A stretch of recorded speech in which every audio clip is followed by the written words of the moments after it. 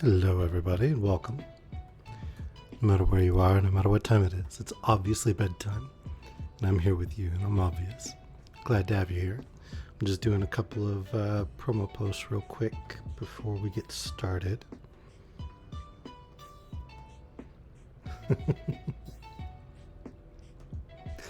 Well, because Duck walked up to the lemonade stand and he said to the man running the stand, "Hey, got any grapes?"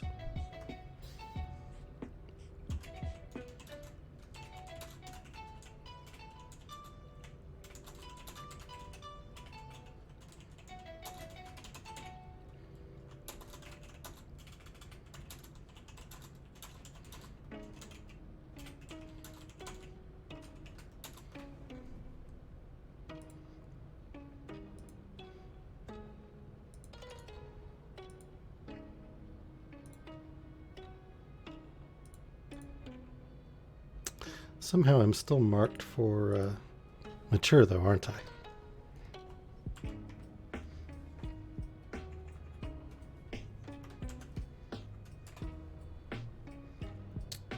Oops. Let me fix that real quick. There we go. All fixed. Yay, fixed. Hey, J-Math, how are you?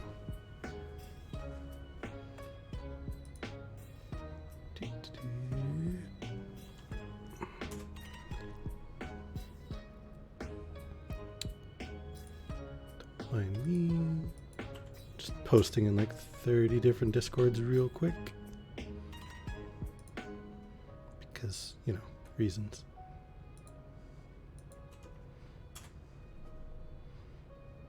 Sorry for those of you who might be getting like 30 notifications of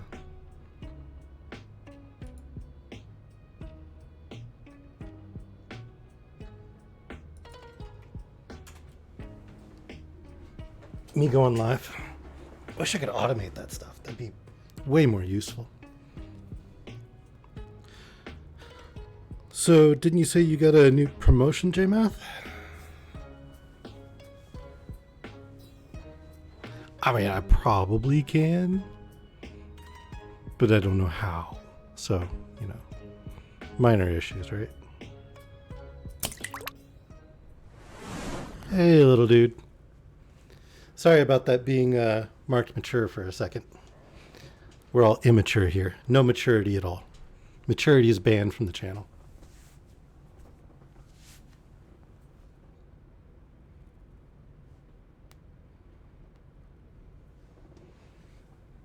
So we're trying a new kind of tea today.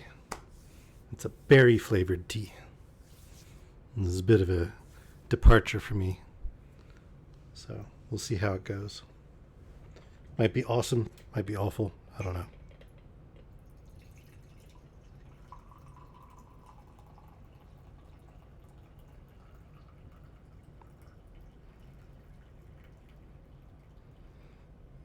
Well, then we definitely needed to change it because we don't want to give the wrong impression and block people from here. Because, we're all about the immaturity. Don't want people thinking they have to grow up to come here. I'm glad he finished his schoolwork. Otherwise, I'd have to tell him he couldn't be in here. And that would be a tragedy. All right. So. What? What? Hey, Gecko. Sorry, I missed that in the chat. How's you? Glad you're here. Missed you being around. What do you guys think? Should we do another poetry to start? Or I've actually got a collected works of Aesop, Grimm, and Anderson. We could do like fable or something. Open up with a quick short story.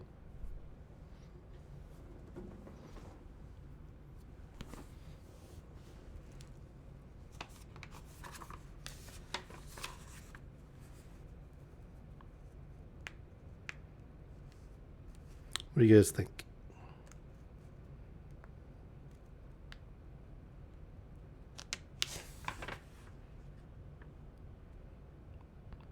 Man, Aesop had a lot of fables.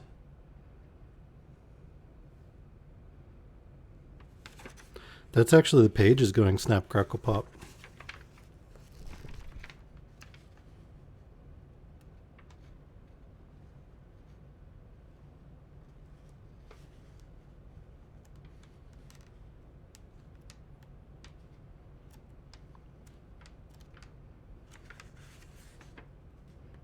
Yeah, let's read The Old Man and Death. These are all really super short.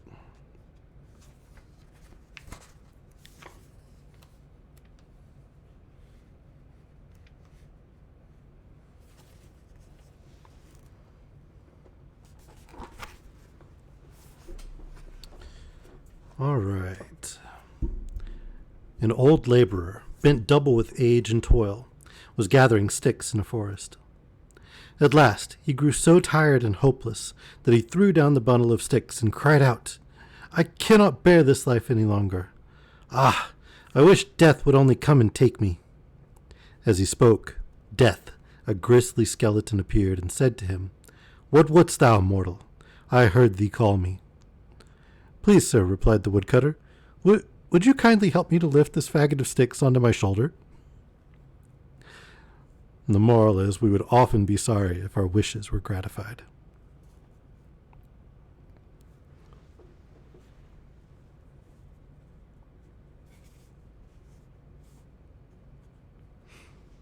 Oh, this is a good one. Belling the Cat. Long ago, the mice had a general council to consider what measure they could take to outwit their common enemy, the cat. Some said this, and some said that, but at last a young mouse got up and said he had a proposal to make, which he thought would meet the case. "You will all agree," said he, "that our chief danger consists in the sly and treacherous manner in which the enemy approaches us. Now, if we could receive some signal of her approach, we could easily escape from her. I venture, therefore, to propose that a small bell be procured and attached by a ribbon round the neck of the cat. By this means we should always know when she was about, and could easily retire while she was in the neighborhood." This proposal met with general applause, until an old mouse got up and said, "That is all very well, but who is to bell the cat?"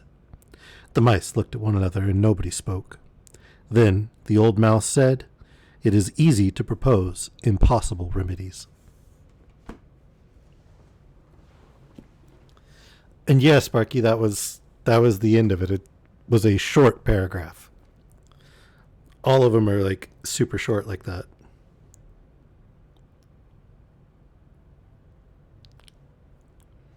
Like there's something like 100 of them, but it only takes 40 pages. Crazy short.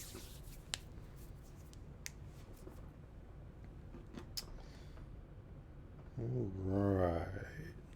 So we have been reading The Clue of the Twisted Candle, which at first I thought was going to be, murder mystery for the guy that got killed. And then I thought it was going to be about proving how to get the author out of prison. But then he not only escaped, but was pardoned. And his pardon came through before the escape, so he wasn't actually in jeopardy of committing the crime of escaping from prison. And now nobody's seen him for years, or his wife, because they both disappeared.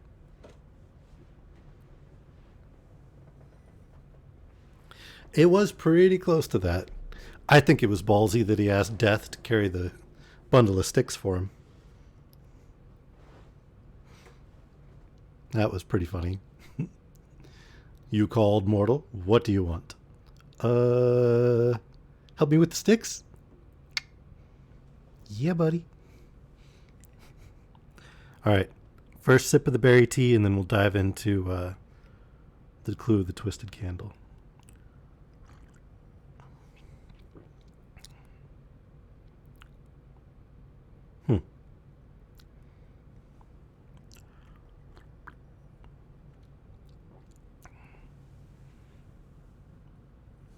Not terrible. Not great. Not terrible. probably not something I'll drink again, but I can definitely drink this pot.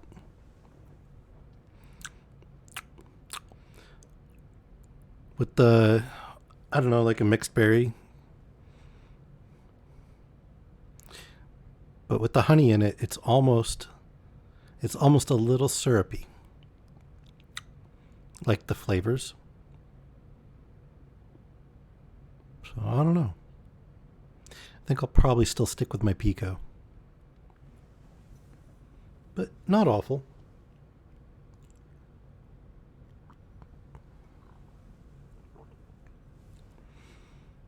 No, it's just like assorted mixed berries. It's not like strawberry lemon or what, raspberry vanilla, I think is a flavor. One I would never drink, but a flavor. I don't like raspberry, actually.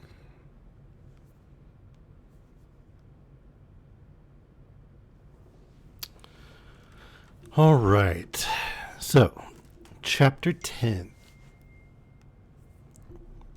Apparently somebody doesn't know not to text me during a stream.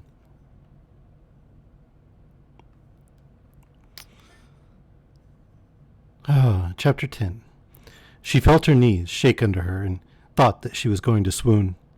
She put out her disengaged hand to steady herself, and if the face which was turned to him was pale, there was a steadfast resolution in her dark eyes. "Let me relieve you of that, Miss Holland," said Kara in his silkiest tones. If you recall, Miss Holland had been trying to break into Kara's safe, thinking that everybody was gone for the day. Hilarious, Vela. Thanks for that. And so, her wrist had just been grabbed by Kara at the close of the last chapter. Yes, Vela, so much love. I feel it. It overwhelms me. He wrenched rather than took the box from her hand, replaced it carefully in the drawer, pushed the drawer to and locked it, examining the key as he withdrew it. Then he closed the safe and locked that. "Obviously," he said presently. "See, he's a fan too. I must get a new safe." He had not released his hold of her wrist, nor did he until he had led her from the room back to the library. Then he released the girl, standing between her and the door, with folded arms and that cynical, quiet, contemptuous smile of his upon his handsome face. "There are many courses which I can adopt," he said slowly. "I can send for the police, when my servants whom you have dispatched so thoughtfully have returned, or I can take your punishment into my own hands." "So far as I am concerned," said the girl coolly, "you may send for the police." She leant back against the edge of the desk, her hands holding the edge, and faced him without so much as a quaver. "I do not like the police," mused Kara, when there came a knock at the door. Kara turned and opened it, and after a low, strained conversation, he returned, closing the door and laid a pair of paper of stamps on the girl's table. "As I was saying, I do not care for the police, and I prefer my own method. In this particular instance, the police obviously would not serve me, because you are not afraid of them, and in all probability you are in their pay. Am I right in supposing that you are one of Mr. T.X. Meredith's accomplices?" "I do not know Mr. T.X. Meredith," she replied calmly, "and I am not in any way associated with the police." "Nevertheless," he persisted, "you do not seem to be very scared of them, and that removes any temptation I might have to place you in the hands of the law. Let me see." He pursed his lips as he applied his mind to the problem. She half Apparently I can't even manage three-letter words today. She half sat, half stood, watching him without any evidence of apprehension, but with a heart which began to quake a little. For 3 months she had played her part, and the strain had been greater than she had confessed to herself. Now the great moment had come, and she had failed. That was the sickening, maddening thing about it all. It was not the fear of arrest or of conviction which brought a sinking to her heart. It was the despair of failure, added to a sense of her helplessness against this man. If I had you arrested, your name would appear in all the papers, of course, he said narrowly. And your photograph would probably adorn the Sunday journals, he added expectantly. She laughed. That doesn't appeal to me, she said. I'm afraid it doesn't, he replied, and strolled towards her as though to pass her on his way to the window. He was abreast of her when he suddenly swung round, and, catching her in his arms, he caught her close to him. Before she could realize what he planned, he had stooped swiftly and kissed her full upon the mouth. If you scream, I shall kiss you again, he said, for I have sent the maid to buy some more stamps, to the General Post Office. Let me go, she gasped. Now, for the first time, he saw the terror in her eyes, and there surged within him that mad sense of triumph, that intoxication of power which had been associated with the red-letter days of his warped life. You're afraid, he bantered her, half whispering the words. You're afraid now, aren't you? If you scream, I shall kiss you again, do you hear? For God's sake, let me go, she whispered. He felt her shaking in his arms, and suddenly he released her with a little laugh, and she sank trembling from head to foot upon the chair by her desk. Now you're going to tell me who sent you here, he went on harshly, and why you came. I never suspected you. I thought you were one of these strange creatures one meets in England, a gentlewoman who prefers working for her living to the more simple business of getting married. And all the time you were spying. Clever, very clever. The girl was thinking rapidly. In 5 minutes, Fisher would return. Somehow she had faith in Fisher's ability and willingness to save her from a situation which she realized was fraught with the greatest danger to herself. She was horribly afraid. She knew this man far better than he suspected, realized the treachery and the unscrupulousness of him. She knew he would stop short of nothing, that he was without honor and without a single attribute of goodness. He must have read her thoughts, for he came nearer and stood over her. You needn't shrink, my young friend, he said with a little chuckle. You are going to do just what I want you to do, and your first act will be to accompany me downstairs. Get up. He half lifted, half dragged her to her feet, and led her from the room. They descended to the hall together, and the girl spoke no word. Perhaps she hoped that she might wrench herself free and make her escape into the street. But in this she was disappointed. The grip about her arm was a grip of steel, and she knew safety did not lie in that direction. She pulled back at the head of the stairs that led down to the kitchen. Where are you taking me? She asked. I am going to put you into safe custody, he said. On the whole, I think it is best that the police take this matter in hand, and I shall lock you into my wine cellar and go out in search of a policeman. The big wooden door opened, revealing a second door, and this Kara unbolted. She noticed that both doors were sheeted with steel, the outer on the inside and the inner door on the outside. She had no time to make any further observations, for Kara thrust her into the darkness. He switched on a light. I will not deny you that, he said, pushing her back as she made a frantic attempt to escape. He swung the outer door to as she raised her voice in a piercing scream, and clapping his hand over her mouth, held her tightly for a moment. I have warned you, he hissed. She saw his face distorted with rage. She saw Kara, transfigured with devilish anger, saw that handsome, almost godlike countenance thrust into hers, flushed and seamed with a malignity and a hatefulness beyond understanding. And then her senses left her, and she sank limp and swooning into his arms. When she recovered consciousness, she found herself lying on a plain stretcher bed. She sat up suddenly. Kara had gone, and the door was closed. The cellar was dry and clean, and its walls were enameled white. Light was supplied by 2 electric lamps in the ceiling. There was a table and a chair, and a small washstand, and air was evidently supplied through unseen ventilators. It was indeed a prison, and no less, and in her first moments of panic she found herself wondering whether Kara had used this underground dungeon of his before for a similar purpose. Yeah, this sounds like a murder house to me. Anybody else think that? Like a house where the basement has a creepy secret room that's, been used for murdering and cutting up corpses. Totally a murder house.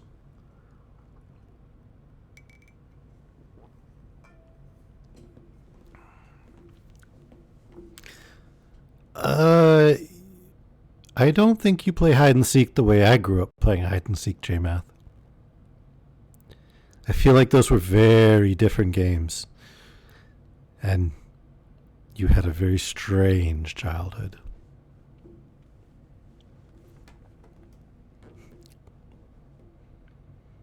I hope so. I'm a little worried for you now. I freely admit, I am concerned. Very creepy hide and seek. Ugh. She examined the room carefully. At the farthermost end was another door, and this she pushed gently at first, and then vigorously, without producing the slightest impression. She still had her bag, a small affair of black moire, which hung from her belt, in which was nothing more formidable than a penknife, a small bottle of smelling salts, and a pair of scissors. The latter she had used for cutting out those paragraphs from the daily newspapers which referred to Kara's movements. They would make a formidable weapon, and wrapping her handkerchief round the handle to give it a better grip, she placed it on the table within reach. She was dimly conscious all the time that she had heard something about this wine cellar, something which, if she could recollect it, would be of service to her. Then, in a flash, she remembered that there was a lower cellar, which, according to Mrs. Beale, was never used and was bricked up. It was approached from the outside, down a circular flight of stairs. There might be a way out from that direction, and would there not be some connection between the upper cellar and the lower? She set to work to make a closer examination of the apartment. The floor was of concrete, covered with a light rush matting. This she carefully rolled up, starting at the door. One half of the floor was uncovered without revealing the existence of any trap. She attempted to pull the table into the center of the room, better to roll the matting, but found it fixed to the wall, and going down on her knees, she discovered that it had been fixed after the matting had been laid. Obviously there was no need for the fixture, and she tapped the floor with her little knuckle. Her heart started racing. The sound her knocking gave forth was a hollow one. She sprang up, took her bag from the table, and opened the little penknife, and cut carefully through the thin rushes. She might have to replace the matting, and it was necessary she should do her work tidily. Soon the whole of the trap was revealed. There was an iron ring, which fitted flush with the top, and which she pulled. The trap yielded, and swung back as though there were a counterbalance at the other end, as indeed there was. She peered down. There was a dim light below, the reflection of a light in the distance. A flight of steps led down to the lower level, and after a second's hesitation, she swung her legs over the cavity and began her descent. She was in a cellar slightly smaller than that above her. The light she had seen came from an inner apartment, which would be underneath the kitchen of the house. She made her way cautiously along, stepping on tiptoe. The first of the rooms she came to was well furnished. There was a thick carpet on the floor, comfortable easy chairs, a little bookcase well filled, and a reading lamp. This must be Kara's underground study where he kept his precious papers. A smaller room gave from this, and again it was doorless.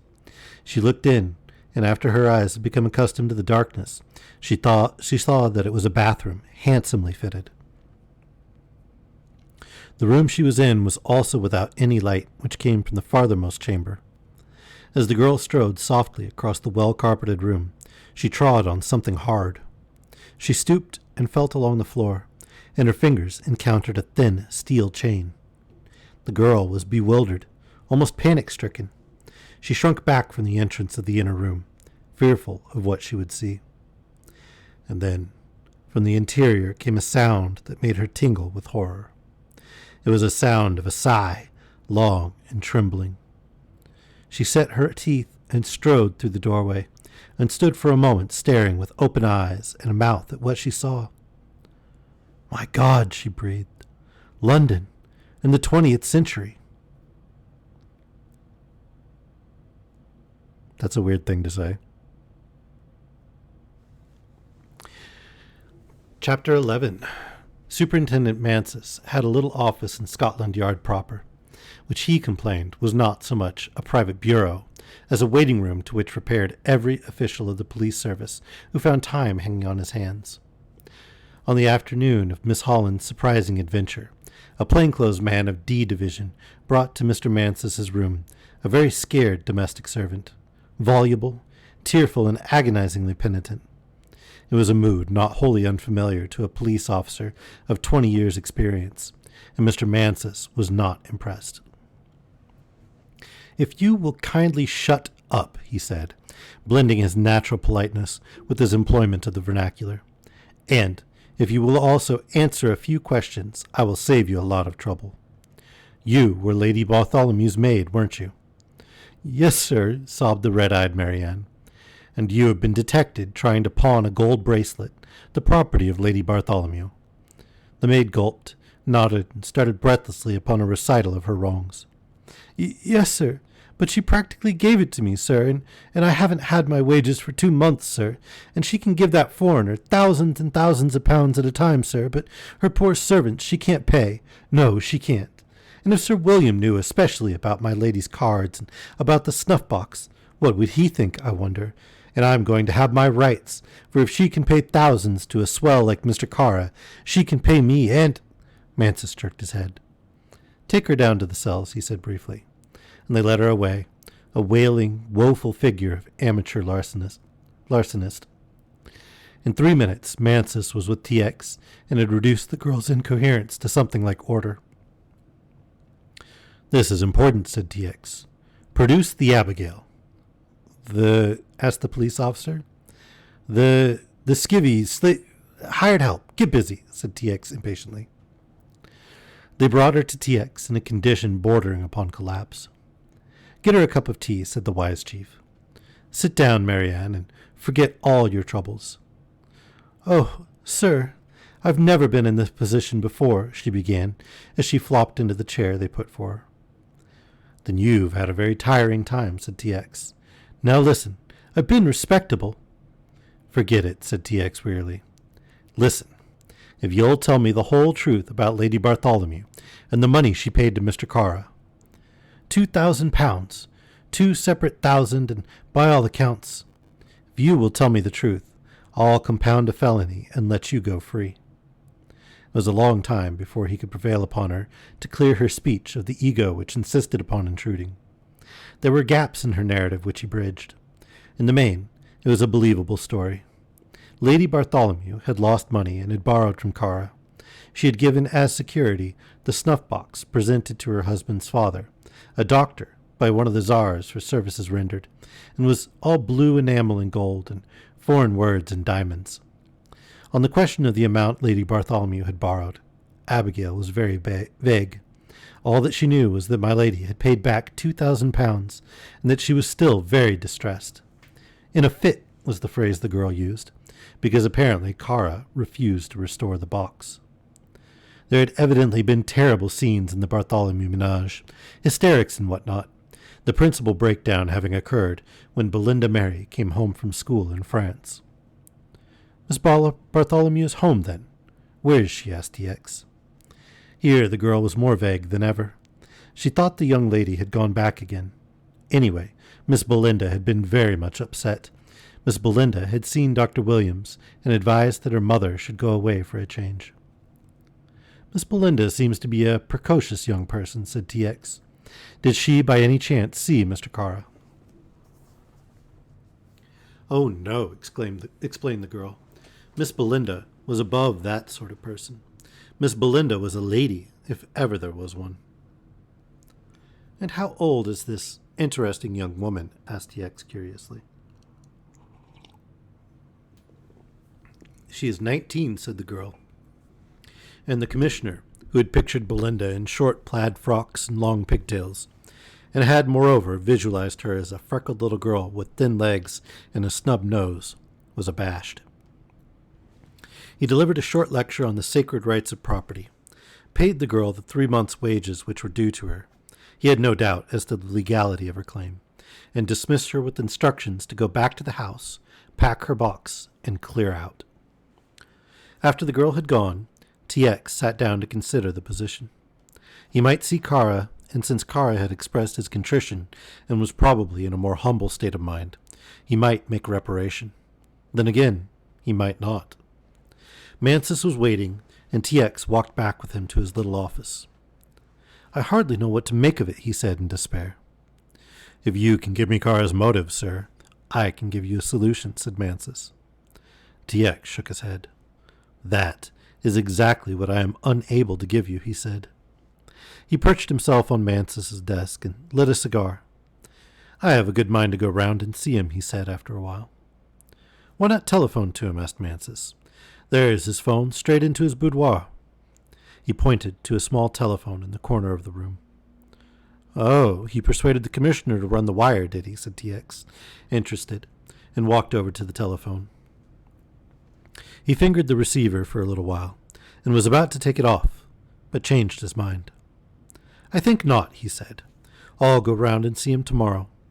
I don't hope to succeed in extracting the confidence in the case of Lady Bartholomew, which he denied me over poor Lexman. I suppose you'll never give up hope of seeing Mr. Lexman again, smiled Mansus, busily arranging a new blotting pad. Before TX could answer, there came a knock at the door, and a uniformed policeman entered. He saluted TX. They've just sent an urgent letter across from your office, sir. I said I thought you were here. He handed the missive to the commissioner. TX took it and glanced at the typewritten address. It was marked urgent and by hand. He took up the thin steel paper knife from the desk, and slit open the envelope.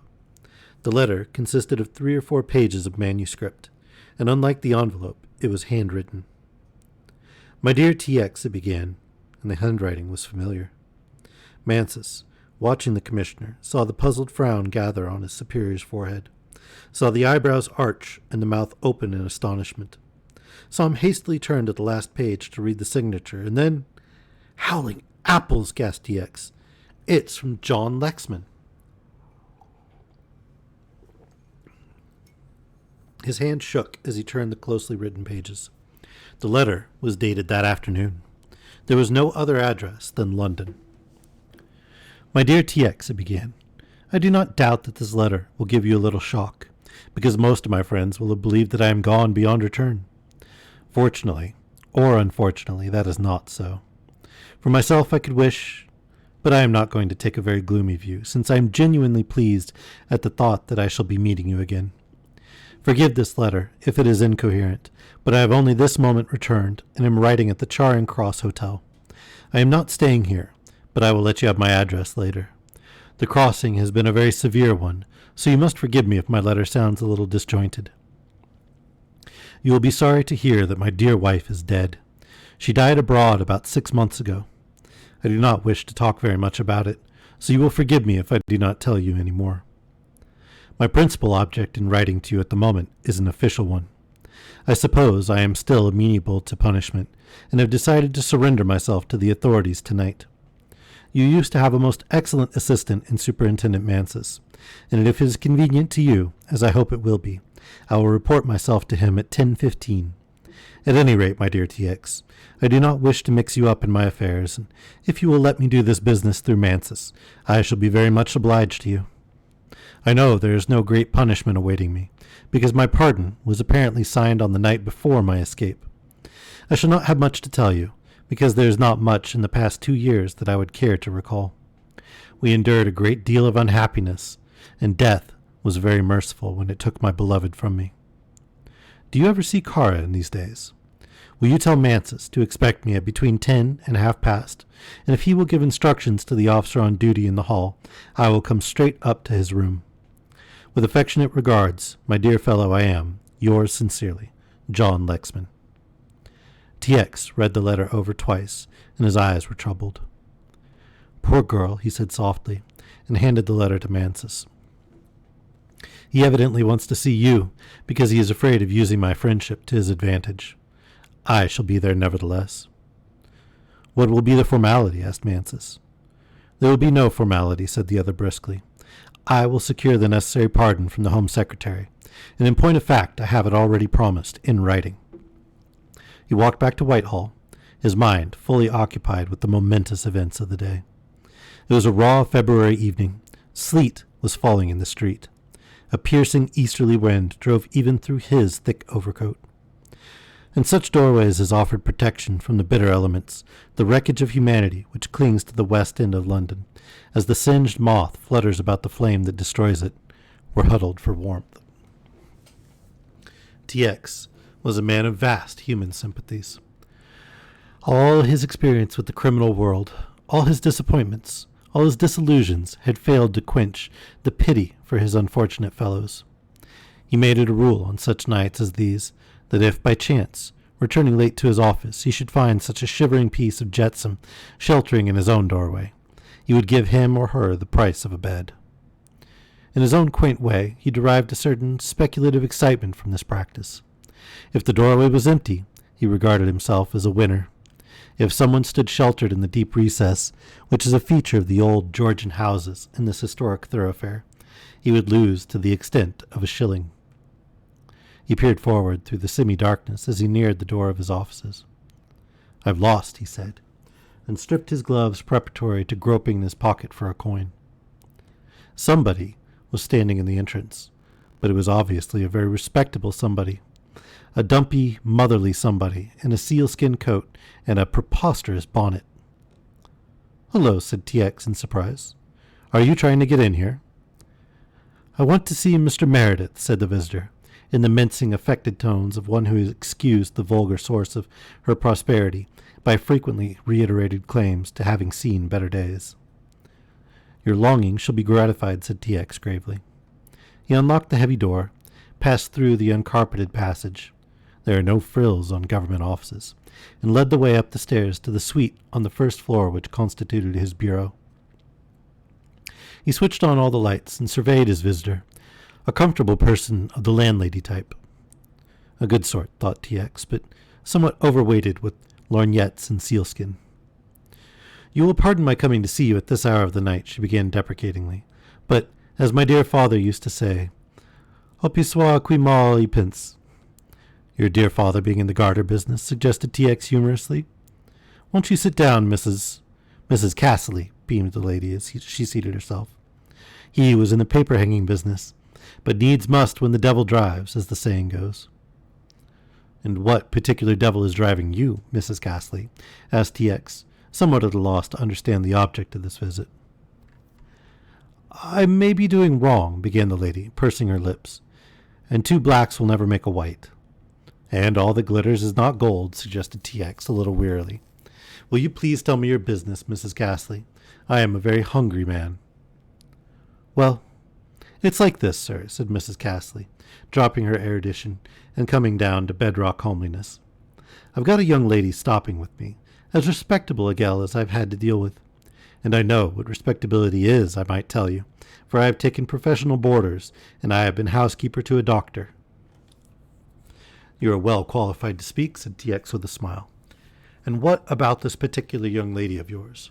By the way, what is your address?" 86A Marylebone Road," said the lady.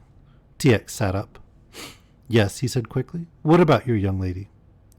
"She works, as far as I can understand," said the loquacious landlady, "with a certain Mr. Kara in the typewriting line. She came to me 4 months ago."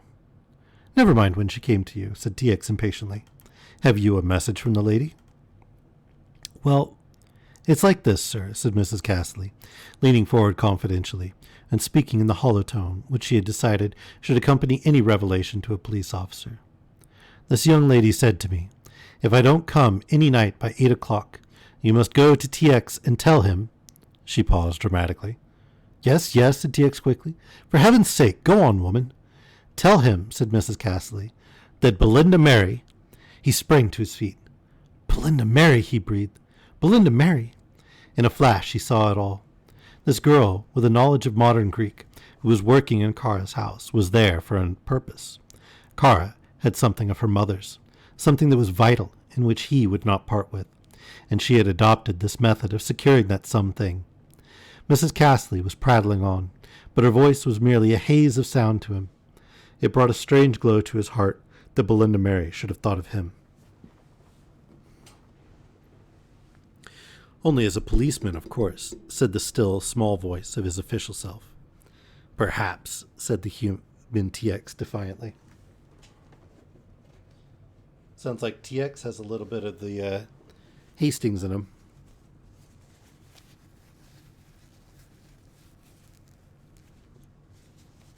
Because, clearly the girl who is reaching out for help is enamored of him, right? He got on the telephone to Mansus and gave a few instructions. "You stay here," he ordered the astounded Mrs. Castley. "I am going to make a few investigations." Kara was at home, but was in bed.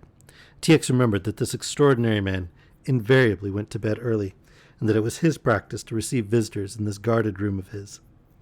He was admitted almost at once, and found Kara in his silk dressing gown lying on the bed smoking.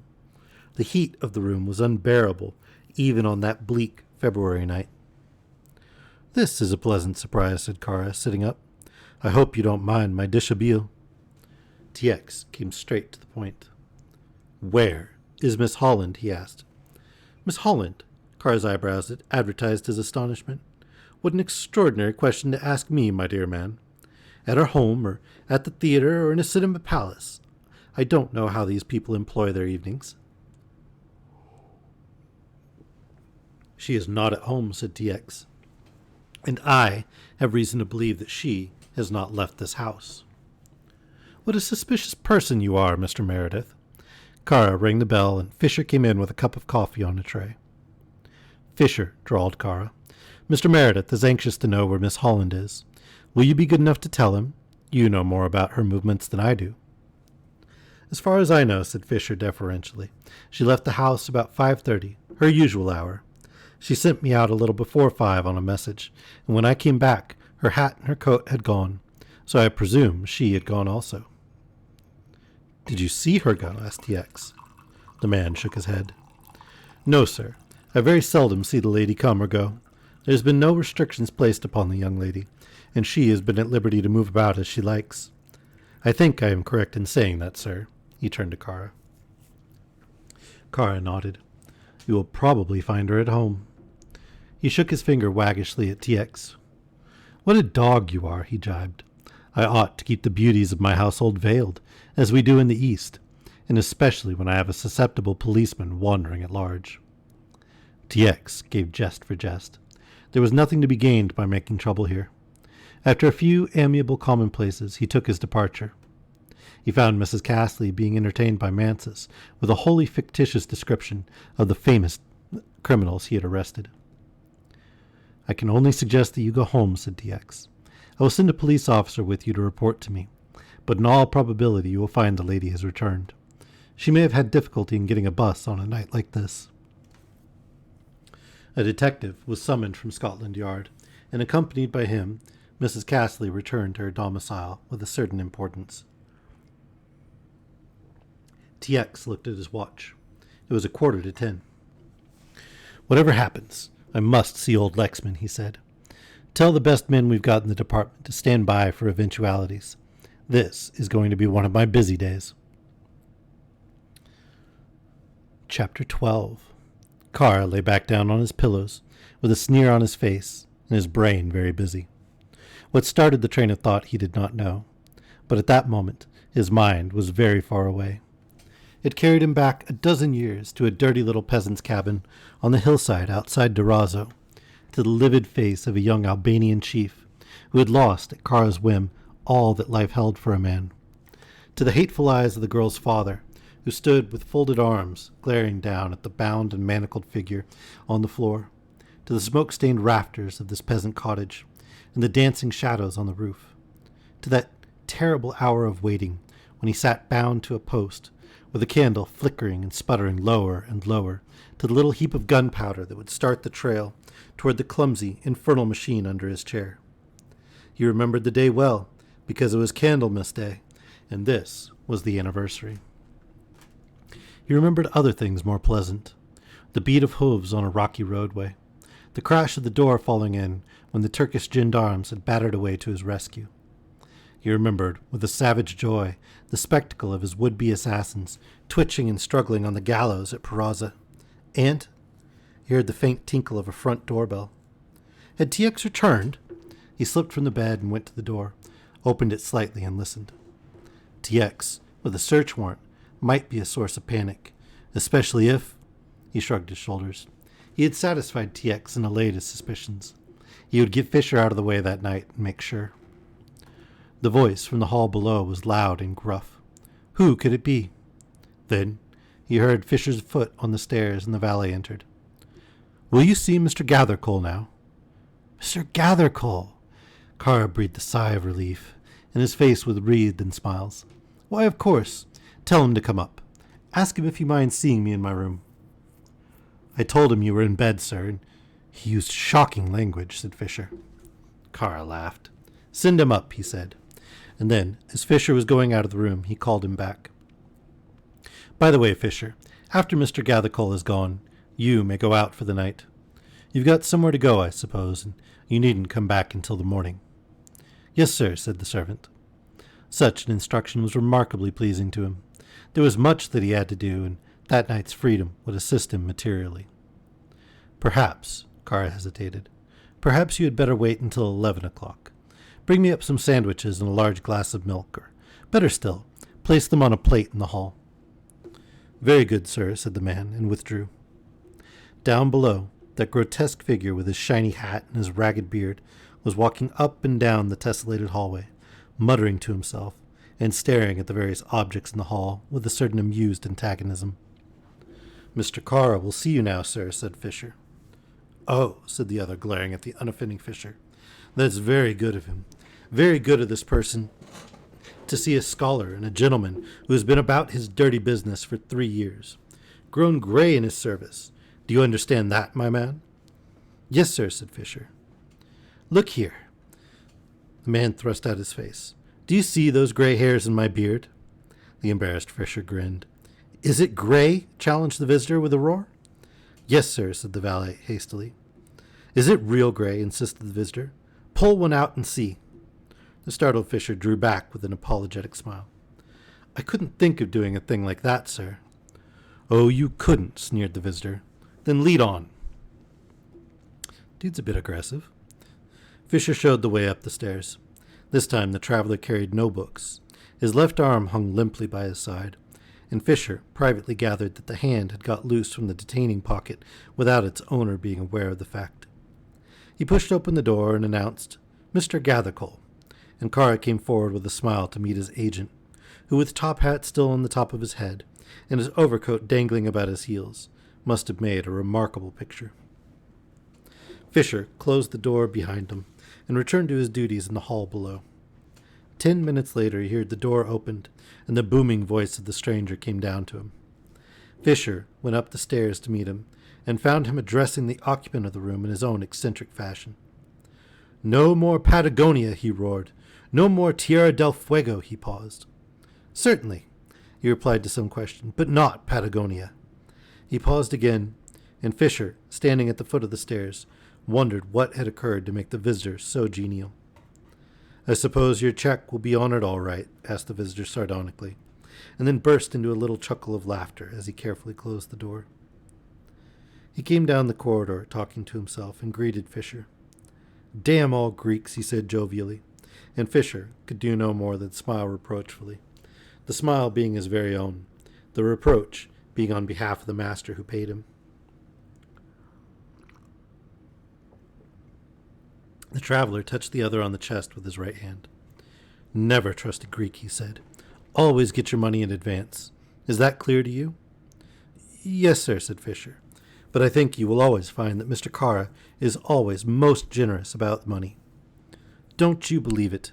Don't you believe it, my poor man, said the other. You? At that moment there came from Kara's room a faint clang. What's that? Asked the visitor, a little startled. Mr. Kara has put down his steel latch, said Fisher with a smile, which means that he is not to be disturbed until, he looked at his watch, until 11 o'clock at any rate. He's a funk, snapped the other. A beastly funk. He stamped down the stairs as though testing the weight of every tread, opened the front door without assistance, slammed it behind him, and disappeared into the night. Fisher, his hands in his pockets, looked after the departing stranger, nodding his head in reprobation. You're a queer old devil, he said, and looked at his watch again. It wanted 5 minutes to 10. All right, let's take a quick break. I'm going to warm up my tea and ditch the hoodie. And if any of you guys need to get a refill on your drinks or anything else, or want to play with the 8-ball, go right ahead. We'll get back to the story in about 5 minutes.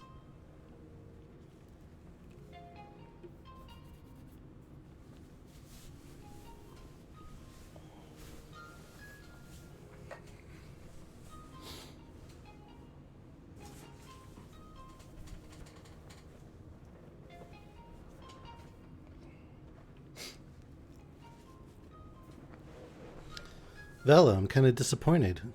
No more cheeky comments from you or Panda about taking off the hoodie?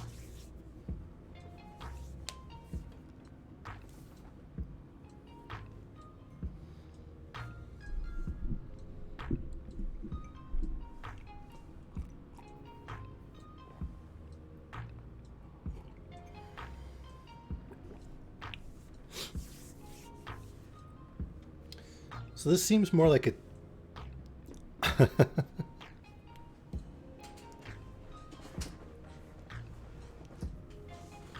but I like cheeky comments.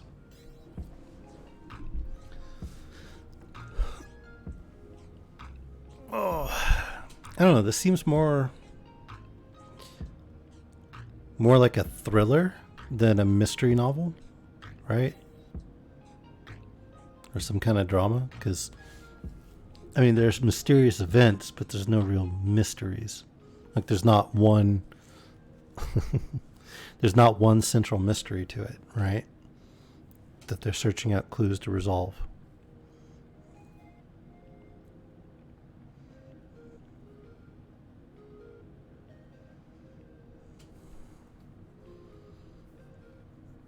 Kind of seems that way, yeah.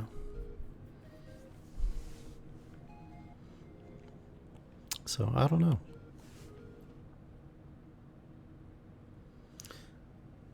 It seems, though, that if Kara's going to get a comeuppance, it's not really going to be by dint of any extraordinary activity by TX, though. Seems more like TX's method of investigation is to just jump on whatever falls into his lap. He's not really going out and seeking the truth like Poirot or Sherlock or anybody else. So, I don't know, it's a different approach. It's much more passive. Much more like caught up in events.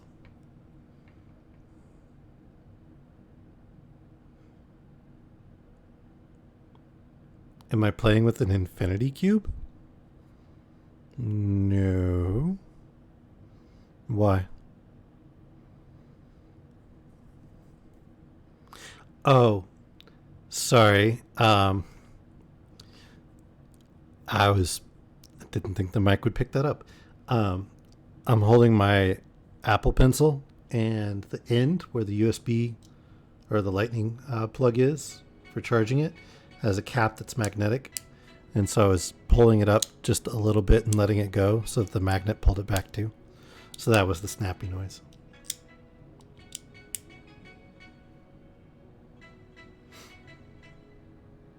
So what is an infinity cube? I know what an infinity gauntlet is and what an infinity stone is. I even know what an infinity pool is. And I would really only mess with one of the three of those. So what is an infinity cube?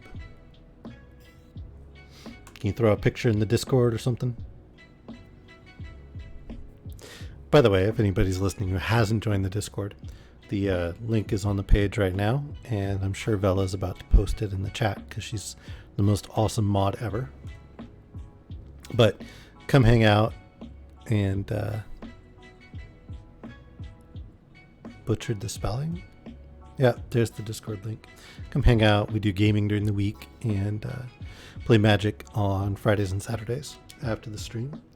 We've got a Minecraft server for the community and play some Stardew and other games.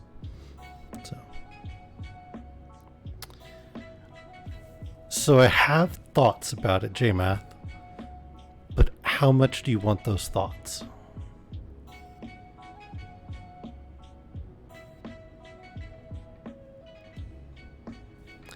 Like, when you post that, are you looking for, hey, good job, keep writing? Or sounds good? Or are you looking for like actual critique?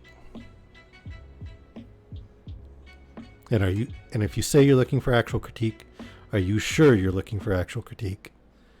Because I've met a lot of people who say they want it and then they don't want it. And remember, like the old man in Death, be careful what you ask for. So I'm calling you out on stream. What do you actually want with that sharing of the poem, JMath, in terms of feedback?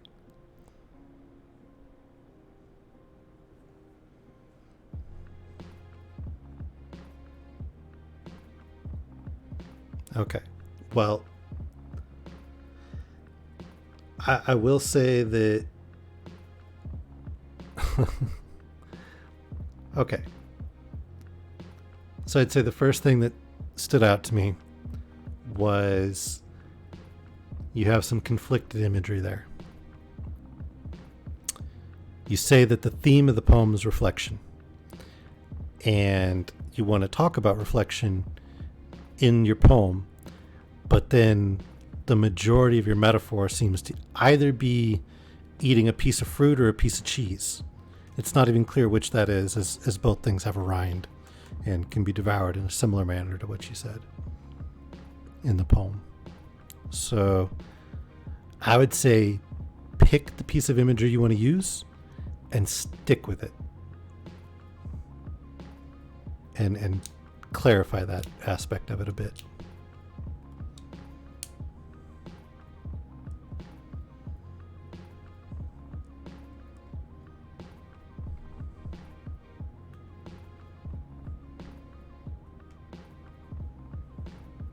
Fair enough. Or should I put that in a DM? I didn't feel like that was like too harsh.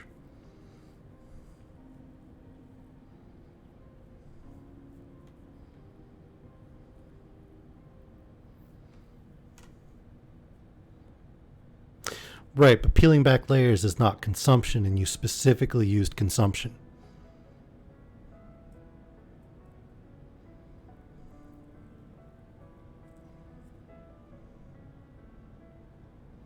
And I think you might have better luck with like the nested reflections effect for getting that layers thing rather than going for, you know, fruit, cheese, cake, onions, ogres, all the other things with layers.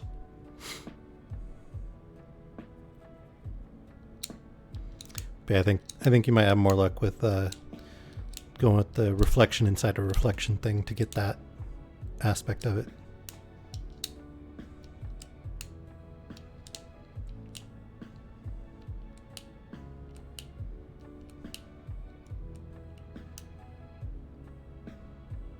Okay. Well, I hope it helped, and I hope it wasn't too harsh.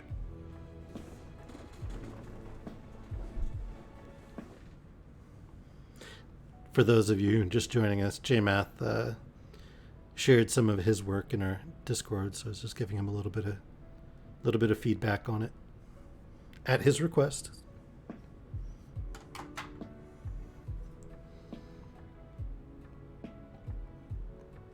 Okay, I totally forgot to warm up my tea. Hang on. I'm gonna warm up and then we'll jump back to the story.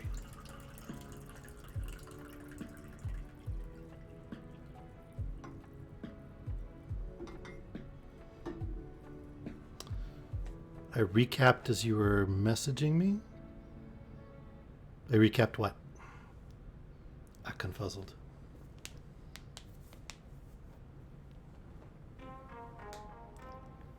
Ow. Ow.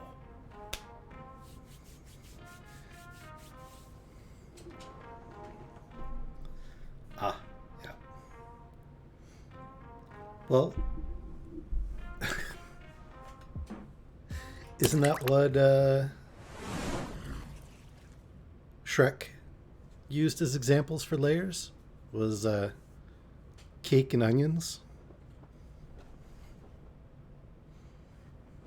Cake, I stretched my left arm and it popped my left elbow, which hurt.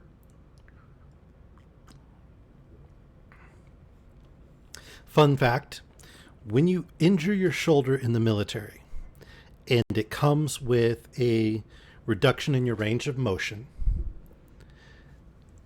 you involuntarily compensate with your elbow and your wrist for that reduced range of motion in your shoulder, which then overstresses the elbow and leads to a secondary injury. So I got, they call it like tennis elbow basically, from the injury in my shoulder because I was compensating for the reduced range of motion. So, that's fun. And then compensating for both of those with my wrist has made my wrist hurt from time to time. So, it was like the gift that keeps on giving. Great, right?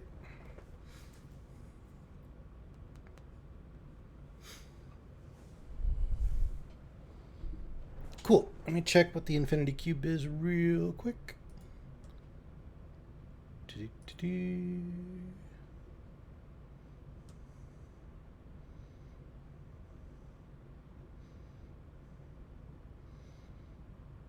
Ah, it's a folding fidget thingy.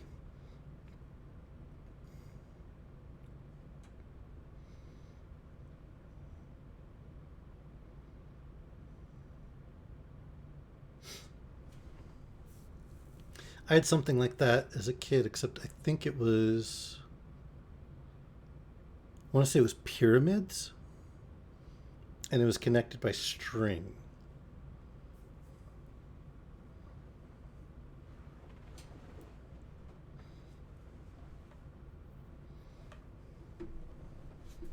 Yeah, that's pretty cool. All right. So we were on chapter 13.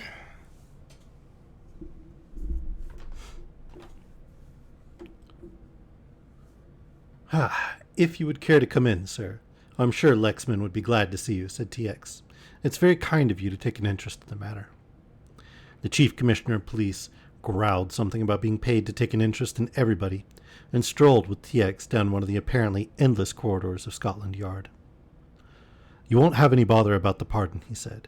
I was dining tonight with old man Bartholomew, and he will fix that up in the morning. There will be no necessity to detain Lexman in custody, asked TX. The chief shook his head. None whatsoever, he said. There was a pause. Then, by the way, did Bartholomew mention Belinda Mary? The white-haired chief looked round in astonishment. And who the devil is Belinda Mary, he asked. TX went red. Belinda Mary, he said a little quickly, is Bartholomew's daughter. By Jove, said the commissioner. Now you mention it, he did. She is still in France? Oh, is she? Said TX innocently, and in his heart of hearts he wished most fervently that she was. They came to the room which Mansus occupied, and found that admirable man waiting. Wherever policemen meet, their conversation naturally drifts to shop, and in 2 minutes the three were discussing with some animation and much difference of opinion, as far as TX was concerned, a series of frauds which had been perpetrated in the Midlands, and which have nothing to do with this story. Your friend is late, said the chief commissioner. There he is, cried TX, springing up. He heard a familiar footstep on the flagged corridor, and sprung out of the room to meet the newcomer.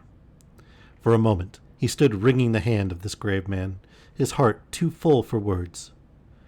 My dear chap, he said at last, you don't know how glad I am to see you.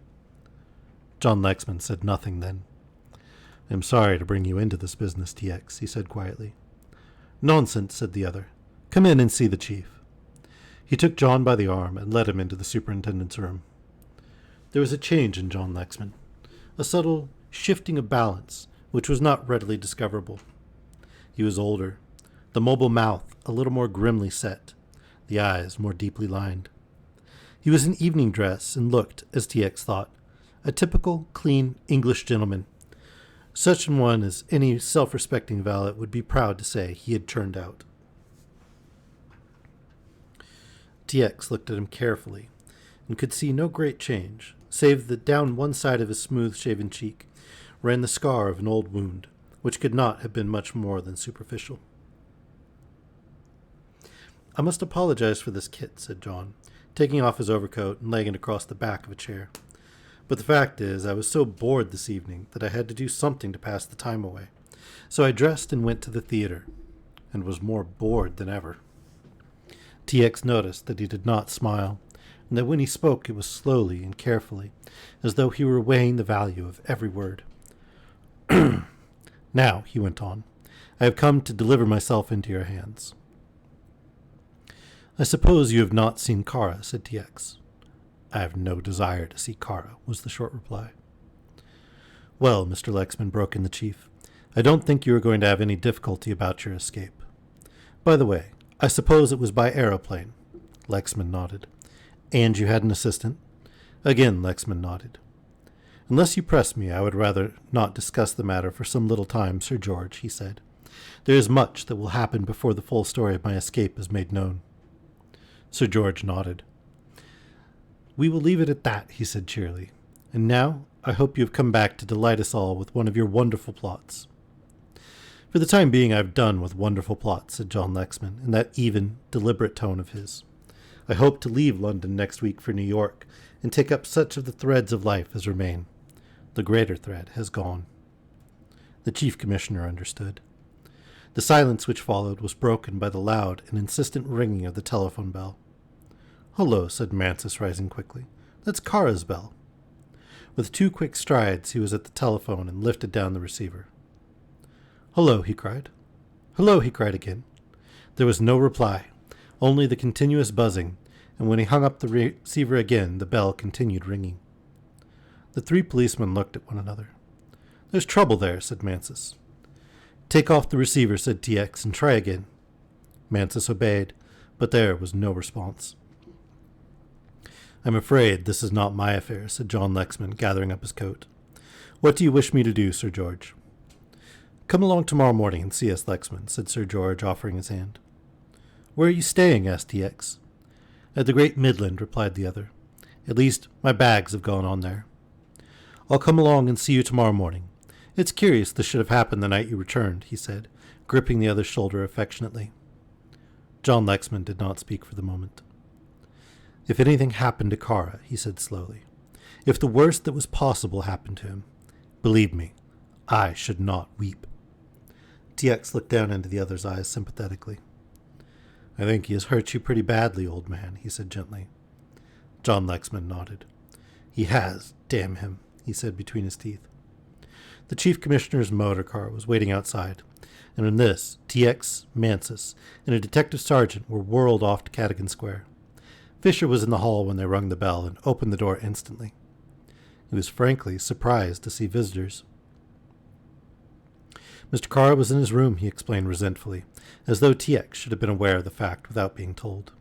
He had heard no bell ringing, and indeed had not been summoned to the room. "I have to see him at 11 o'clock, he said, "and I've had standing instructions not to go to him unless I am sent for." TX led the way upstairs and went straight to Kara's room. He knocked, but there was no reply. He knocked again, and on this failing to evoke any response, kicked heavily at the door. "Have you a telephone downstairs?" he asked. "Yes, sir," replied Fisher. TX turned to the detective sergeant. "Phone to the yard," he said, "and get a man up with a bag of tools. We shall have to pick this lock, and I haven't got my case with me." "Picking the lock would be no good, sir," said Fisher, an interested spectator. "Mr. Carr has got the latch down." "I forgot that," said TX. "Tell him to bring his saw. We'll have to cut through the panel here." While they were waiting for the arrival of the police officer, TX strove to attract the attention of the inmates of the room, but without success.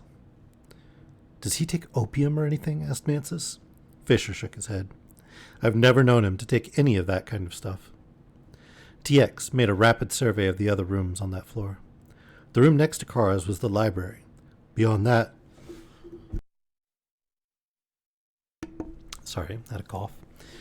Beyond that was a dressing room which, according to Mr. Fisher, Miss Holland had used, and at the farthermost end of the corridor was the dining room. Facing the dining room was a small service lift, and by its side a storeroom in which were a number of trunks, including a very large one smothered in injunctions in 3 different languages to handle with care. There was nothing else of interest on this floor, and the upper and lower floors could wait. In a quarter of an hour, the carpenter had arrived from Scotland Yard, and had bored a hole in the rosewood panel of Kara's room, and was busily applying his slender saw.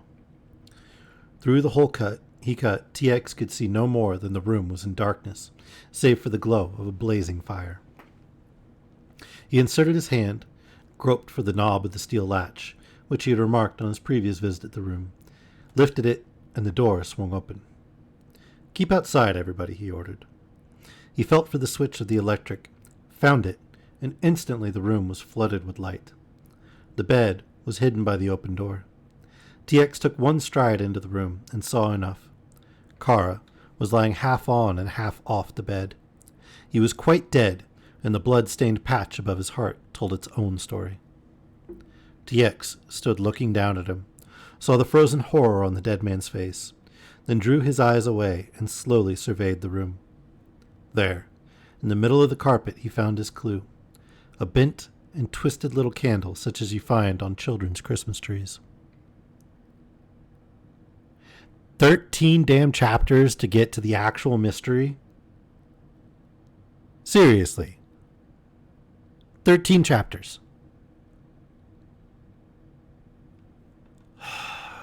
And it's the bad guy that gets murdered?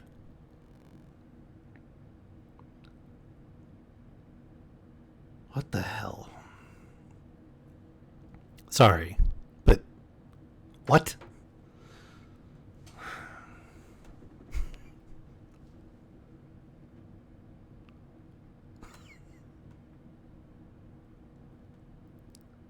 "13 chapters, seriously though."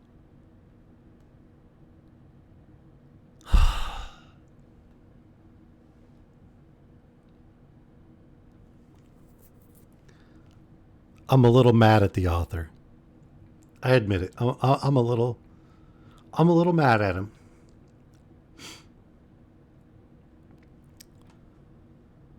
All right, let's drive on.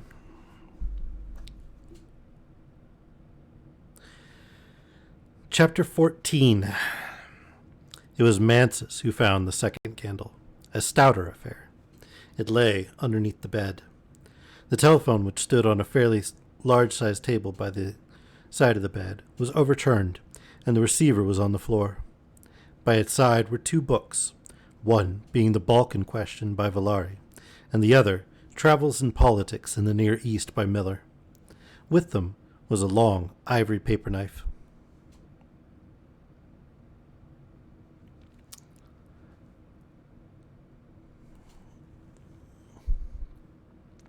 He said that you couldn't guess at the resolution by like chapter 4.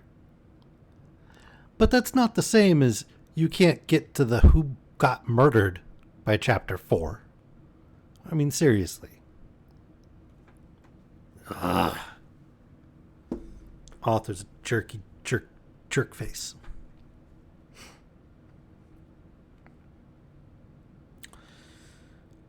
With them was a long ivory paper knife. There was nothing else on the bedside table, save a silver cigarette box.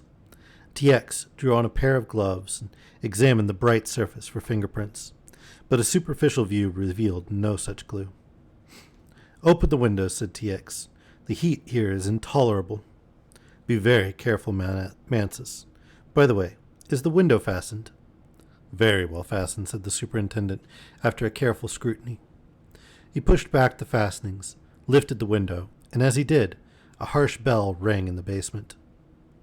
"That is the burglar alarm, I suppose," said TX. "Go down and stop that bell."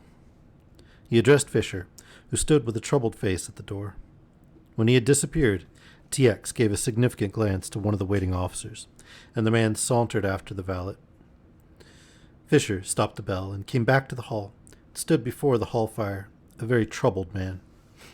Near the fire was a big oaken writing table, and on this there lay a small envelope, which he did not remember having seen before, though it might have been there for some time, for he had spent a greater portion of the evening in the kitchen with the cook. He picked up the envelope and, with a start, recognized that it was addressed to himself. He opened it and took out a card. There were only a few words written upon it, but they were sufficient to banish all the color from his face and set his hands shaking. He took the envelope and card and flung them into the fire. It so happened that, at that moment, Mansus had called from upstairs, and the officer who had been told off to keep the valet under observation ran up to answer to the summons. For a moment Fisher hesitated. Then, hatless and coatless as he was, he crept to the door, opened it, leaving it ajar behind him, and darting down the steps, ran like a hare from the house. The doctor, who came a little later, was cautious as to the hour of death. If you got your telephone message at 10:25, as you say, that was probably the hour he was killed, he said. I could not tell within half an hour. Obviously, the man who killed him gripped his throat with his left hand. There are bruises on his neck, and stabbed him with the right. It was at this time that the disappearance of Fisher was noticed, but the cross-examination of the terrified Mrs. Beale removed any doubt that TX had as to the man's guilt. You had better send out an all-stations message and pull him in, said TX. He was with the cook from the moment the visitor left until a few minutes before we rang. Besides which, it is obviously impossible for anybody to have gotten into this room or out again. Have you searched the dead man? Mansus produced a tray on which Kara's belongings had been disposed. The ordinary keys Mrs. Beale was able to identify. There were one or two which were beyond her. TX recognized one of these as the key of the safe, but two smaller keys baffled him not a little, and Mrs. Beale was at first unable to assist him. The only thing I can think of, sir, she said, is the wine cellar. The wine cellar, said TX slowly. That must be... He stopped. The greater tragedy of the evening, with all its mystifying aspects, had not banished from his mind the thought of the girl, that Belinda Mary, who had called upon him in her hour of danger, as he divined. Perhaps... He descended into the kitchen and was brought face to face with the unpainted door. It looks more like a prison than a wine cellar, he said. That's what I've always thought, sir, said Mrs. Beale, and sometimes I've had a horrible feeling of fear. He cut short her loquacity by inserting one of the keys in the lock. It did not turn, but he had more success with the second. The lock snapped back easily, and he pulled the door back. He found the inner door bolted top and bottom. The bolts slipped back in their well-oiled sockets without any effort. Evidently, Kara used this place pretty frequently, thought TX.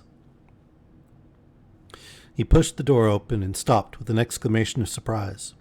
The cellar apartment was brilliantly lit, but it was unoccupied. This beats the band, said TX. He saw something on the table and lifted it up. It was a pair of long-bladed scissors, and about the handle was wound a handkerchief. It was not this fact which startled him, but that the scissors' blades were dappled with blood, and blood too was on the handkerchief. He unwound the flimsy piece of cambric and stared at the monogram, B.M.B. He looked around. Nobody had seen the weapon, and he dropped it in his overcoat pocket and walked from the cellar to the kitchen where Mrs. Beale and Mansus awaited him. Great. So, now he's hiding evidence that might indict the girl that he likes. Is Hastings just like the model for detectives? Sheesh. There's a lower cellar, is there not? He asked in a strained voice. That was bricked up when Mr. Kara took the house, explained the woman. There's nothing more to look for here, he said. He walked slowly up the stairs to the library, his mind in a whirl. That he, an accredited officer of police, sworn to the business of criminal detection, should attempt to screen one who was conceivably a criminal was inexplicable. But if the girl had committed this crime, how had she reached Kara's room? And why had she returned to the locked cellar?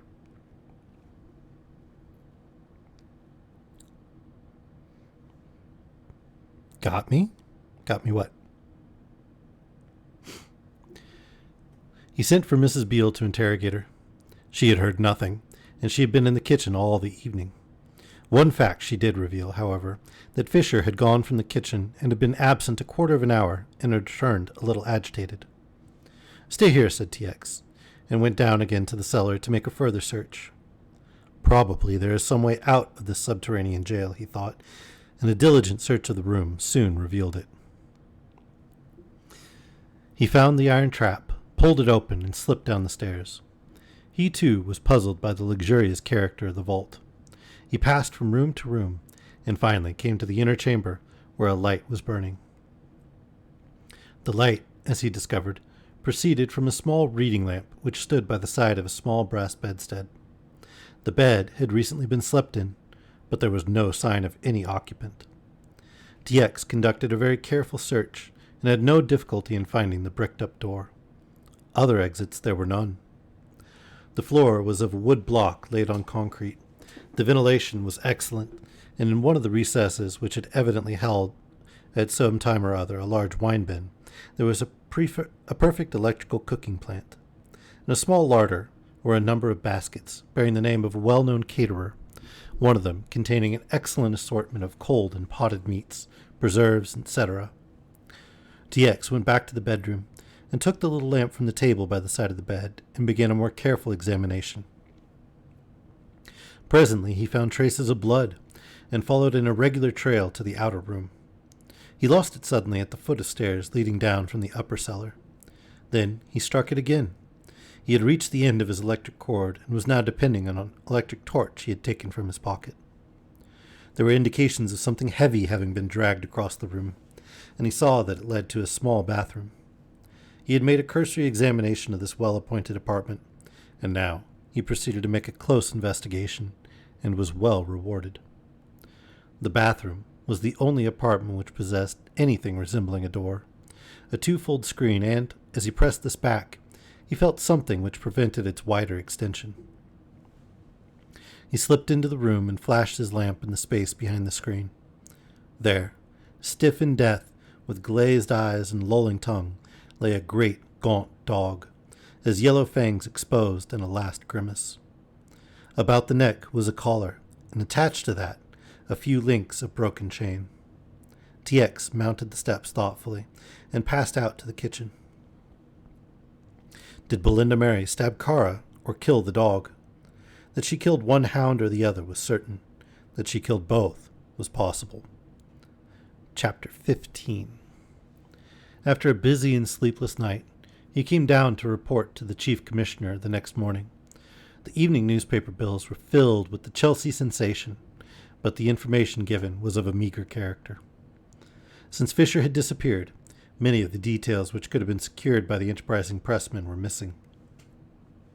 There was no reference to the visit of Mr. Gathercole, and in self-defense the press had fallen back upon a statement, which at an earlier period had crept into the newspapers in one of those chatty paragraphs which begin, "I saw my friend Kara at Giro's," and end with a brief but inaccurate summary of his hobbies. The paragraph had been to the effect that Mr. Kara had been in fear of his life for some time, as a result of a blood feud which existed between himself and another Albanian family.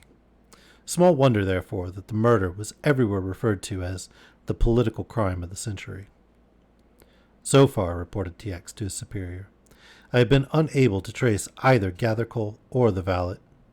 The only thing we know about Gathercole is that he sent his article to the Times with his card.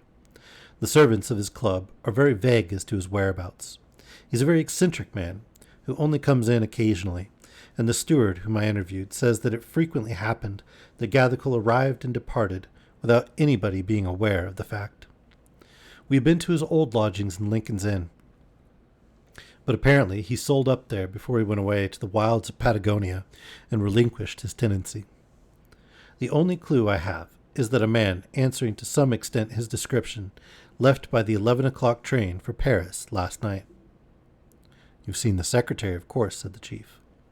It was a question which TX had been dreading. "Gone too," he answered shortly. "In fact, she has not been seen since 5:30 yesterday evening."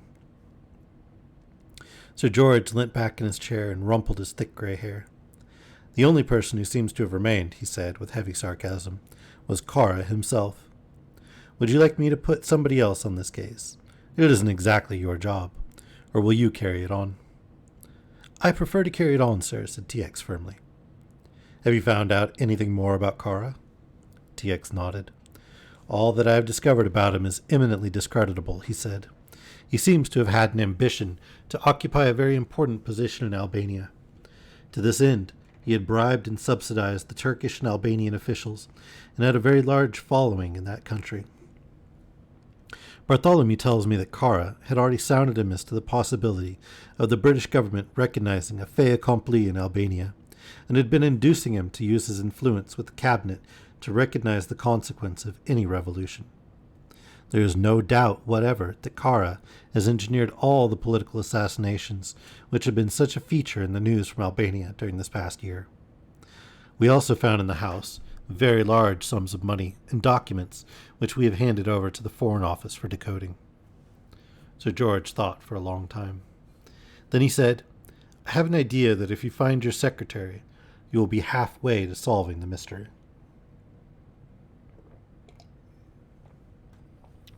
TX went out from the office in anything but a joyous mood. He was on his way to lunch when he remembered his promise to call upon John Lexman. Could Lexman supply a key which would unravel this tragic tangle? He leant out of his taxicab and redirected the driver. It happened that the cab drove up to the door of the Great Midland Hotel as John Lexman was coming out. Come and lunch with me, said TX. I suppose you've heard all the news. I read about Kara being killed, if that's what you mean, said the other. It was rather a coincidence that I should have been discussing the matter last night, at the very moment when his telephone bell rang. I wish to heaven you hadn't been in this, he said fretfully. Why? Asked the astonished assistant commissioner. And what do you mean by in it? In the concrete sense, I wish you had not been present when I returned, said the other moodily. I wanted to be finished with the whole sordid business without in any way involving my friends. I think you are too sensitive, laughed the other, clapping him on the shoulder. I want you to unburden yourself to me, my dear chap, and tell me anything you can that will help me clear up this mystery. John Lexman looked straight ahead with a worried frown. I'd do almost anything for you, TX, he said quietly. The more so since I know how good you were to Grace. But I can't help you in this matter. I hated Kara living. I hate him dead, he cried, and there was a passion in his voice which was unmistakable. He was the vilest thing that ever drew the breath of life.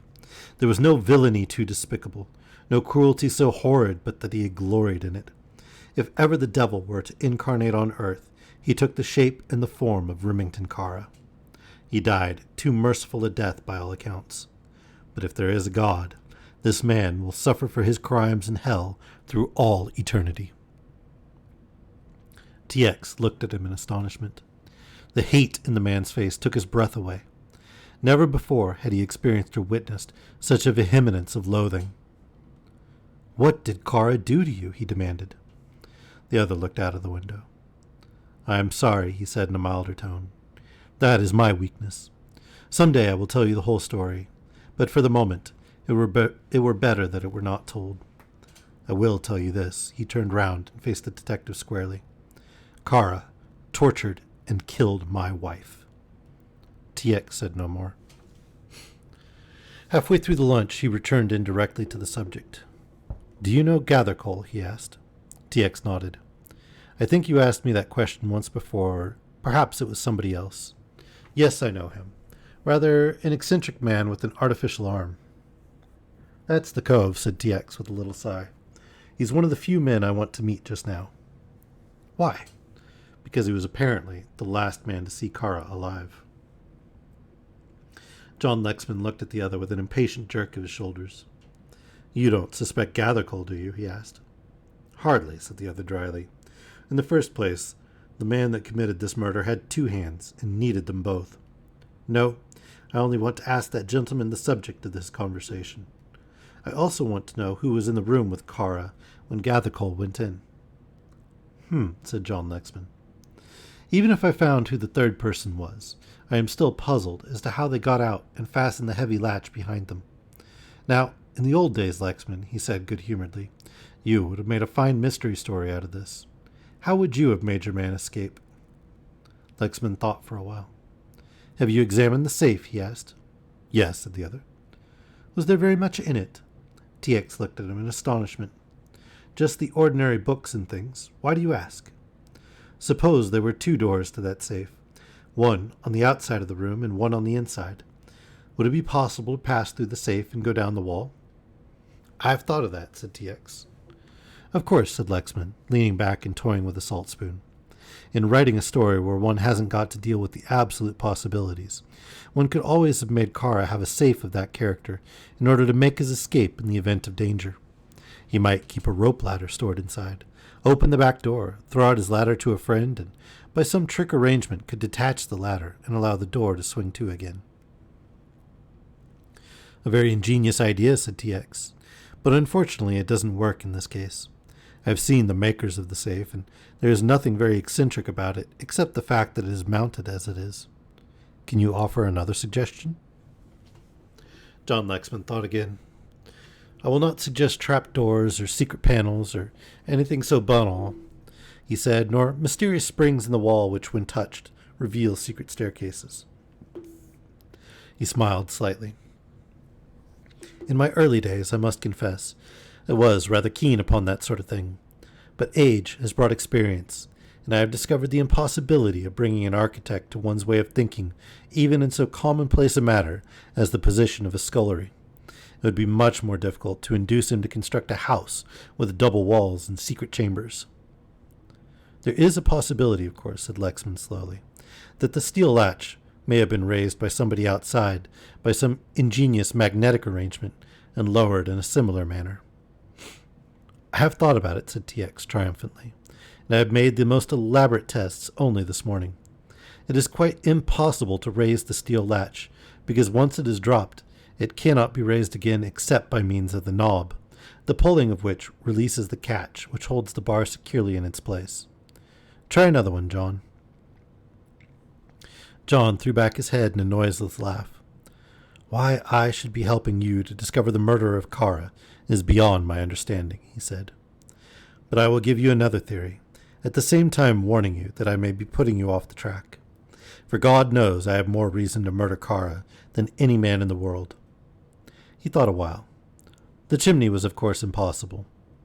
There was a big fire burning in the grate, explained TX, so big indeed that the room was stifling. John Lexman nodded. That was Kara's way, he said. As a matter of fact, I know the suggestion about magnetism in the steel bar was impossible, because I was friendly with Kara when he had that bar put in, and pretty well know the mechanism, although I had forgotten it for the moment. What is your own theory, by the way? TX pursed his lips.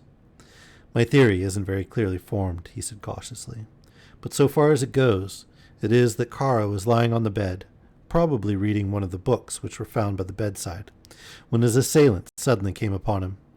Kara seized the telephone to call for assistance, and was promptly killed. Again there was silence. That is a theory, said John Lexman, with his curious deliberation of speech. But, as I say, I refuse to be definite. Have you found the weapon? TX shook his head. Were there any peculiar features about the room which astonished you, and which you have not told me? TX hesitated. There were 2 candles, he said, one in the middle of the room, and one under the bed. That in the middle of the room was a small Christmas candle. The one under the bed was the ordinary candle of commerce, evidently roughly cut, and probably cut in the room. We found traces of candle chips on the floor, and it is evident to me that the portion which was cut off was thrown into the fire. For here again we have a trace of grease. Lexman nodded. Anything further? The smaller candle was twisted into a sort of corkscrew shape. The Clue of the Twisted Candle, mused John Lexman. That's a very good title. Kara hated candles. Why? Lexman leant back in his chair, selected a cigarette from a silver case. In my wanderings, he said, I have been to many strange places. I have been to the country which you probably do not know, and which the traveler who writes books about countries seldom visits. There are queer little villages perched on the spurs of the bleakest hills you ever saw. I have lived with communities which acknowledge no king and no government. These have their laws handed down to them from father to son. It is a nation without a written language. They administer their laws rigidly and drastically. The punishments they award are cruel, inhuman. I have seen the woman taken in adultery stoned to death, as in the best biblical traditions, and I have seen the thief blinded. TX shivered. I have seen the false witness stand up in a barbaric marketplace, whilst his tongue was torn from him. Sometimes the Turks or the piebald governments of the state send down a few gendarmes and tried a sort of sporadic administration of the country. It usually ended in the representative of the law lapsing into barbarism, or else disappearing from the face of the earth, with a whole community of murderers eager to testify, with singular unanimity, to the fact that he had either committed suicide or had gone off with the wife of one of the townsmen. In some of these communities, the candle plays a big part.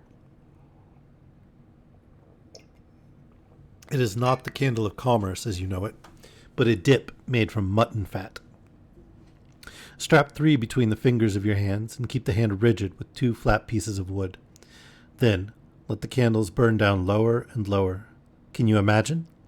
Or set a candle in a gunpowder trail and lead the trail to a well-oiled heap of shavings thoughtfully heaped about your naked feet. Or a candle fixed to the shaved head of a man. There are hundreds of variations, and the candle plays a part in all of them. I don't know which Kara had cause to hate the worst, but I know 1 or 2 that he has employed. Was he as bad as that? Asked TX. John Lexman laughed. You don't know how bad he was, he said. Toward the end of the luncheon, the waiter brought a note into TX, which had been sent on from his office. Dear Mr. Meredith, in answer to your inquiry, I believe my daughter is in London, but I did not know it until this morning. My banker informs me that my daughter called at the bank this morning and drew a considerable sum of money from her private account, but where she has gone and what she is doing with the money, I do not know. I need hardly tell you that I am very worried about this matter, and I should be glad if you could explain what it is all about. It was signed, William Bartholomew. TX groaned. If I had only had the sense to go to the bank this morning, I should have seen her, he said. I'm going to lose my job over this. The other looked troubled. You don't seriously mean that? Not exactly, smiled TX, but I don't think the chief is very pleased with me just now. You see, I have butted into this business without any authority. It isn't exactly in my department, but you have not given me your theory about the candles. I have no theory to offer, said the other, folding up his serviette. The candles suggest a typical Albanian murder. I do not say that it was so. I merely say that by their presence they suggest a crime of this character. With this, TX had to be content. If it were not his business to interest himself in commonplace murder, though this hardly fitted such a description, it was part of the peculiar function which his department exercised to restore to Lady Bartholomew a certain very elaborate snuff-box which he had discovered in the safe. Letters had been found amongst his papers which made clear the part which Kara had played. Though he had not been a vulgar blackmailer, he had retained his hold, not only upon this particular property of Lady Bartholomew, but upon certain other articles which were discovered, with no other object apparently than to compel influence from quarters likely to be of assistance to him in his schemes. The inquest of the murdered man, which the assistant commissioner attended, produced nothing in the shape of evidence, and the coroner's verdict of murder against some person or persons unknown was only to be expected. TX spent a very busy and a very tiring week tracing elusive clues which led him nowhere.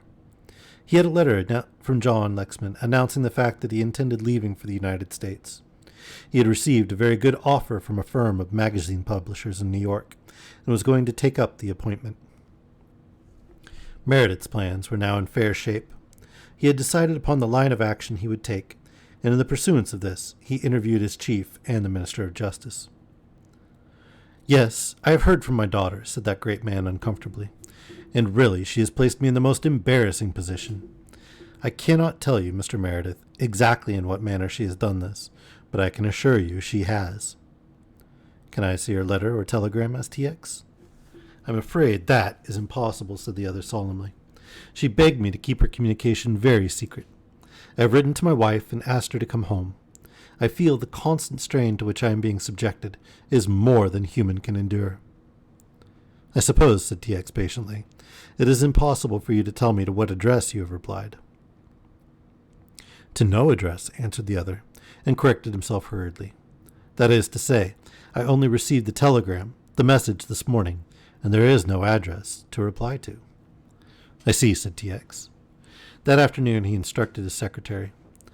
I want a copy of all the agony advertisements in tomorrow's papers and in the last editions of the evening papers. Have them ready for me tomorrow morning when I come. They were waiting for him when he reached the office at 9 o'clock the next day, and he went through them carefully.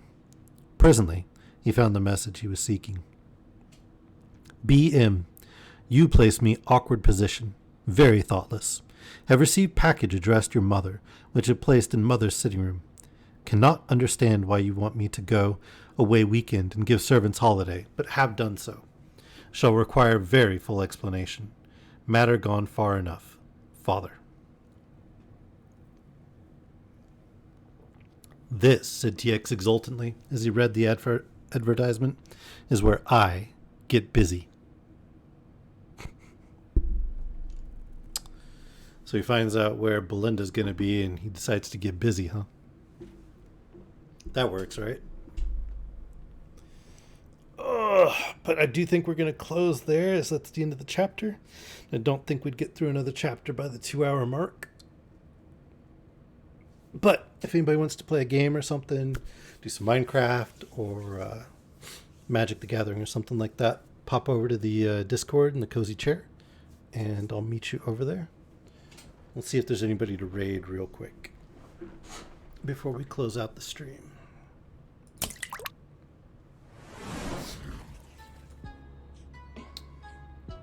Yeah, let's go raid Alex.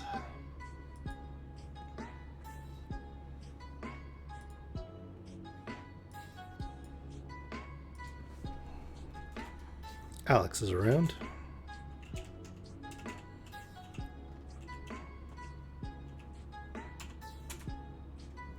There we go.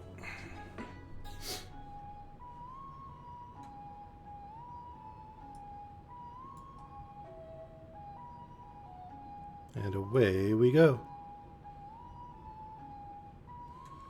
Thank you everybody for coming for the stream, and I hope to see you, those of you who are subscribers, tomorrow, and then Friday for the rest of you. Have a great day.